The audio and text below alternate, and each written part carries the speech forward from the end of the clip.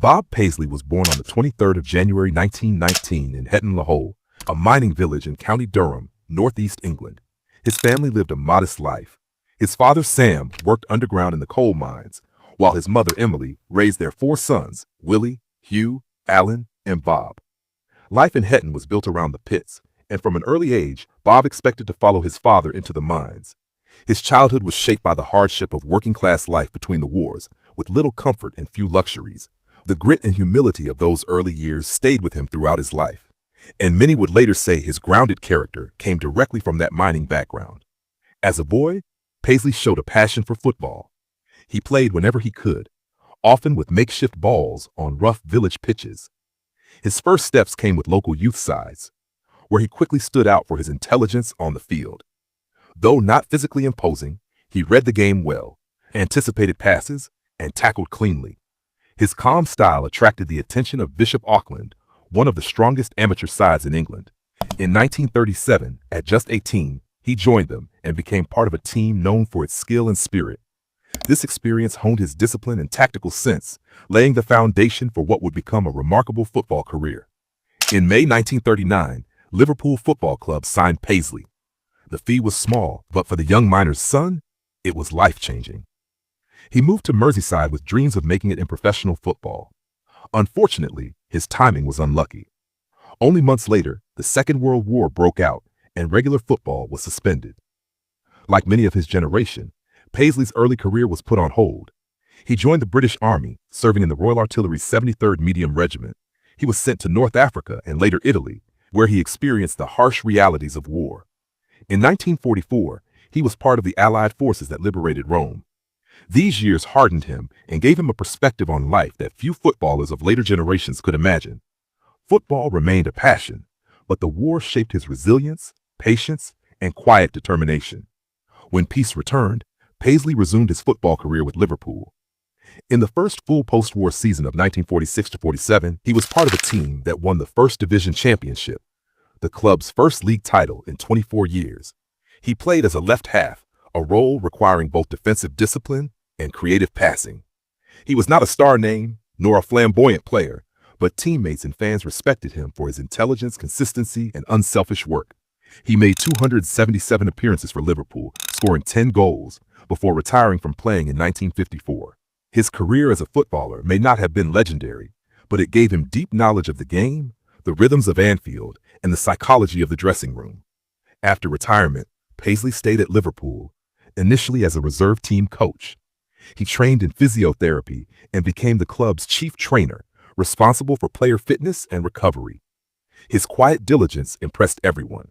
When Bill Shankly was appointed Liverpool manager in 1959, Paisley became one of his most trusted assistants.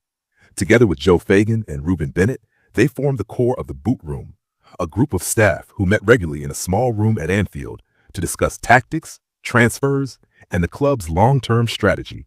The Boot Room became legendary as the intellectual heart of Liverpool's dominance. Shankly brought charisma and vision, but Paisley offered detailed tactical insight and a sharp eye for players. When Shankly shocked the football world by retiring in July 1974, the Liverpool board turned to Paisley. At first, he hesitated. He had always preferred to work in the background and doubted whether he had the personality to manage. But the directors trusted his knowledge and continuity, and Paisley accepted the role. His appointment marked the beginning of one of the most successful eras in English and European football history. Though modest in demeanor, Paisley quickly proved himself as a manager with tactical brilliance, man management skills, and an unmatched ability to build winning teams. In his second season, 1975-76, Paisley delivered a league and UEFA Cup double.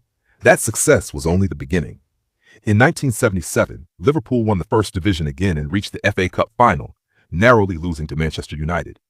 Days later, however, they made history by winning the European Cup for the first time, defeating Borussia Mönchengladbach 3-1 in Rome. This victory established Liverpool as a European force. In 1978, Paisley led them to retain the European Cup, this time beating Club Brugge at Wembley. With this, he became the first English manager to win back-to-back European Cups. Paisley's Liverpool did not stand still. He constantly refreshed the squad. He signed players like Kenny Dalglish from Celtic, Graeme Souness from Middlesbrough, and Alan Hansen from Partick Thistle. Each became a cornerstone of the team. His talent for judging players' character was remarkable. He seemed to know not only whether a footballer had the skill, but also whether he had the temperament to succeed at Liverpool. In 1981, his team won the European Cup for the third time, defeating Real Madrid 1-0 in Paris with a goal from Alan Kennedy. No other British manager has ever equaled that record of 3 European Cup victories. Domestically, Paisley's Liverpool dominated the English League. They won titles in 1976, 1977, 1979, 1980, 1982, and 1983. They also claimed 4 consecutive League Cups from 1981 to 1984, though the last came just after his retirement. His teams were known for their fluid passing, disciplined defense, and ruthless finishing. Unlike some managers, Paisley did not chase the spotlight. He preferred to stay in the background, often wearing his flat cap and speaking with modesty. Yet behind that quiet figure was a sharp football mind. Players often recalled how a single sentence from Paisley could change a game, as he had an uncanny ability to spot weaknesses in opponents. By the time Paisley retired in 1983, he had won 20 major honors in just 9 seasons, 6 league titles, 3 European Cups, 3 League Cups, a UEFA Cup, and several domestic shields. His record made him one of the most successful managers in football history, and certainly the most decorated in English football at that time. He handed over to Joe Fagan, ensuring continuity of the boot room tradition. Even in retirement, he continued to advise Liverpool, later serving as a director. Paisley's personal life was marked by the same loyalty he showed to Liverpool. He married Jessie in 1946, and together they raised 3 children, Robert Jr., Graham, and Christine. Jessie stood by his side throughout his long career, and after his death in 1996, she lived until 2012, keeping his memory alive. Despite his fame in football, Paisley remained a family man, living simply and avoiding excess. Sadly, in his later years, Paisley developed Alzheimer's disease. The illness gradually eroded his memory, a cruel fate for a man whose mind had been so sharp on the football field. He spent his final years in a nursing home in Merseyside, supported by family and the Liverpool community. He passed away on the 14th of February 1996, aged 77. His death was mourned deeply, not only in Liverpool, but across the footballing world. Tributes poured in for the humble genius who had achieved greatness without seeking personal glory. Today, Bob Paisley's legacy endures at Anfield and beyond. The Paisley Gates, installed in 1982, stand as a reminder of his contribution. In 2020, a bronze statue of him carrying injured captain Emlyn Hughes was unveiled outside Anfield, symbolizing his care and leadership. Liverpool fans and football historians regard him as one of the greatest managers of all time, a man who combined tactical brilliance with humility. His achievements remain unmatched, and his story continues to inspire not only Liverpool supporters, but anyone who values dedication, intelligence, and quiet greatness.